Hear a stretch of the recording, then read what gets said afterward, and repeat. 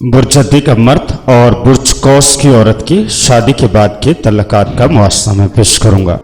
میں ہوں محمد ستار باقر ایسٹرولوجر اور آپ دیکھ رہی ہیں اس وقت YouTube channel astrology with M S Baqir.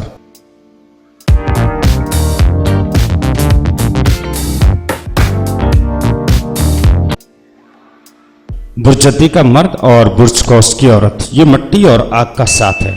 عناصر کے اعتبار سے دونوں میں موافقت نہیں ہے۔ علم نجوم کے قواعد کے مطابق دونوں جڑواں بروج ہیں۔ ان کے درمیان موافقت یا عدم موافقت کا کوئی زاویہ نہیں ہے۔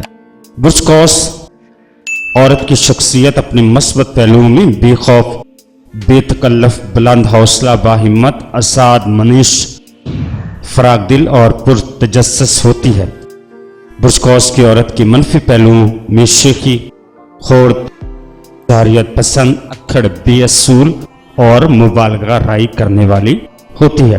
برجدی کا مرد اور برج قوس کی عورت کی شراکت ایک مختصر عرصے تک تو نہایت عمدہ نتائج کی حامل ہوتی ہے، لیکن زیادہ طویل عرصے میں ان کی فطری اختلافات نمایاں ہونے لگتے ہیں۔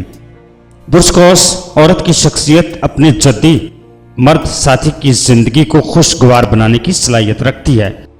اسی طرح برجدی کا مرد بھی اپنی قوس ساتھی کی کوششوں اور حرکتوں کے نتیجے میں اپنی بظاہر سادہ اور اداس زندگی کو خوشگوار بنا سکتا ہے، لیکن چونکہ قوس عورت ذرا زیادہ ہی سہل پسند ہوتی ہے اور گھومنے پھرنے کا شوق بھی رکھتی ہے، یہ صورتحال برجدی کے مرد کے لیے تکلیف دہ ثابت ہو سکتی ہے۔ ان دونوں کے درمیان مالی معاملات میں بھی اختلافات رائے موجود ہوتا ہے، کیونکہ برجدی کا مرد پیسے کے معاملے میں زیادہ محتاط اور بچت کا عادی ہوتا ہے، اور برج قوس کی عورت اس کے برعکس انداز کا عادی ہوتی ہے۔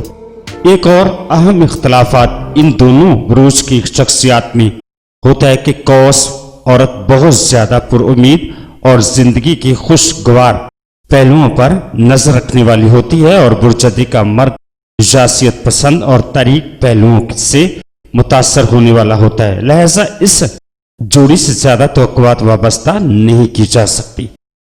میں نے برجدی کا مرد اور برج قوس کی عورت کے تعلقات کا موازنہ یونانی علم نجوم کے حساب سے آپ کے سامنے پیش کیا۔ اگر آپ ایسا ہی موازنہ کروانا چاہتے ہیں تو اپنی ڈیٹ آف برتھ، وقت پیدائش اور جائے پیدائش کمنٹس کر کے مجھ سے پوچھ سکتے ہیں۔ ویڈیو کو آخر تک دیکھنے کا بہت زیادہ شکریہ۔ اپنا اور اپنے پیاروں کا بہت زیادہ خیال رکھیے گا اور مجھے اپنی دعاؤں میں یاد رکھیے گا۔ اللہ حافظ، فی امان اللہ۔